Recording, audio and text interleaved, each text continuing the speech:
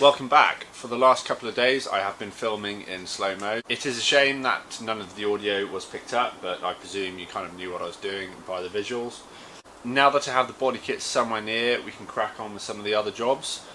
I don't want to finalise or finish or completely perfect everything until a lot of the mechanical components are in and bits and pieces need to be cut and chopped and changed. This evening I will have a bit of a tidy up inside. I might even get the hoover out. I need to focus on plumbing now, so the brake system and the coolant package. Obviously I will be running long coolant lines throughout the car and I have an idea where I want to run them. In order to avoid doing things twice, I need to focus on what I do in what order. That being said, I will crack on with it.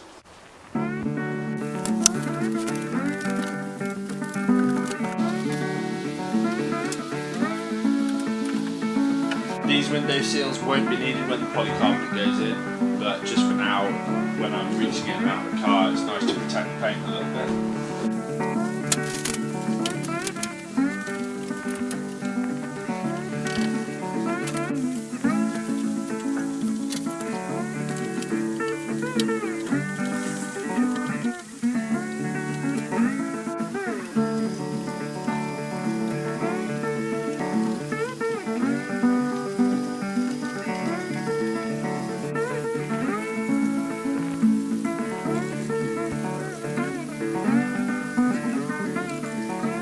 For the coolant system, I need to measure the inlet and outlet pipes from the engine.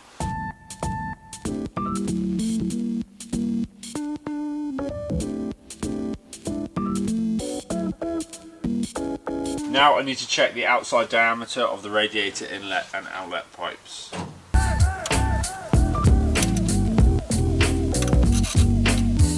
And then when I get the electric pump, inline pump, for running such the length of the car, I need to figure out what they are so I can get the right pipes.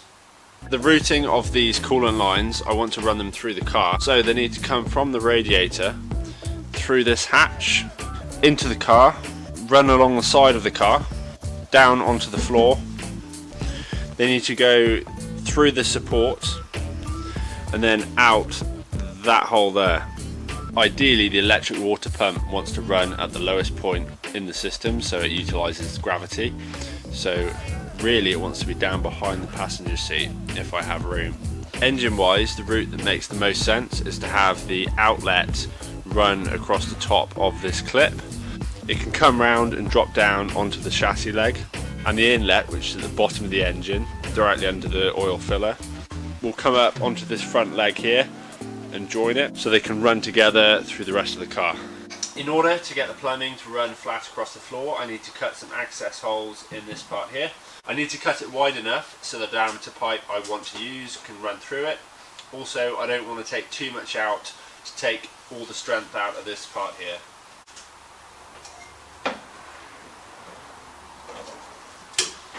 I have 50mm of access under this when it's bolted in, so it makes no sense to make this much wider than 50mm.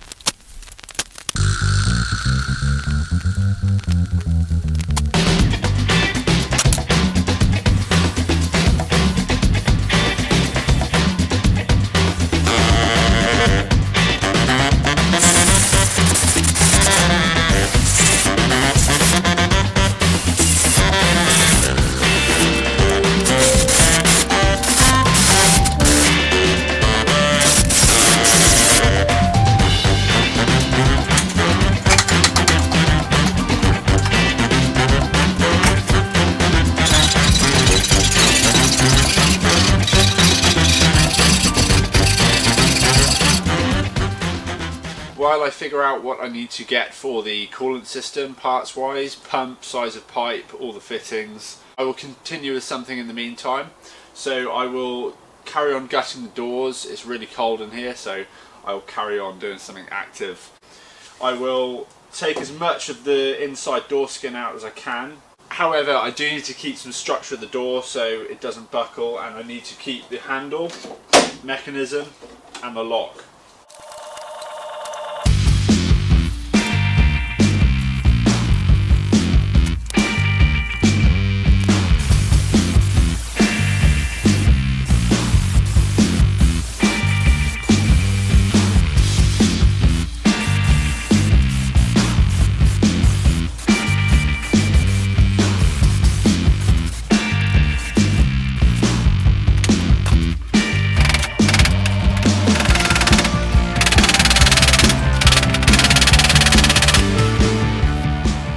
This is risky, using a metal screwdriver on the outer skin of the car. I don't recommend it, but I'll be gentle.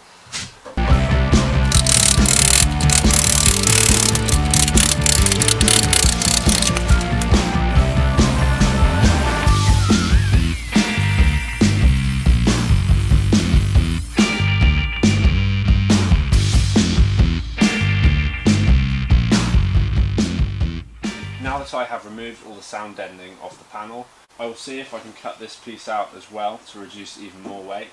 Hopefully the link for the catch for the door will be able to just float and not have to be sat in these two supports.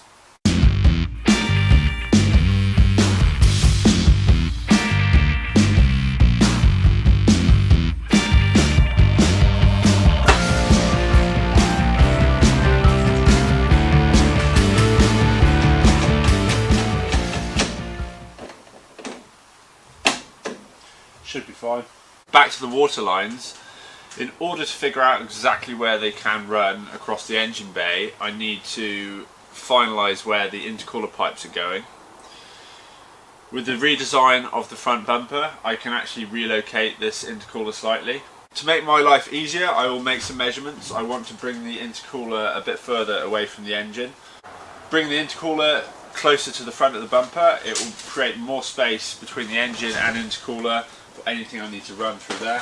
It will be a lot easier to modify the clip with the front bumper and this panel off. So I'll take the measurements with it all on the car, know what tolerances I have, take it all off, then I can re-weld the clip.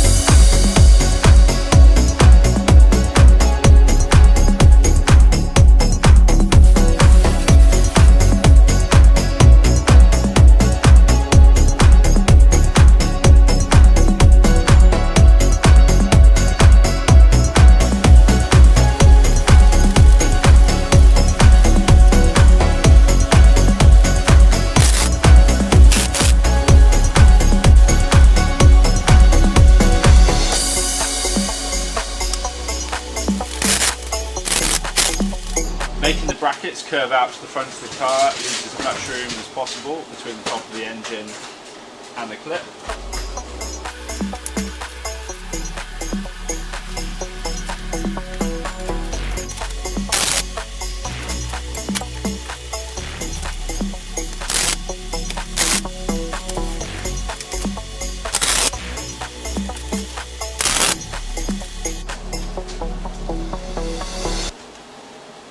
I think it was worth the effort to relocate the intercooler to allow as much space as possible.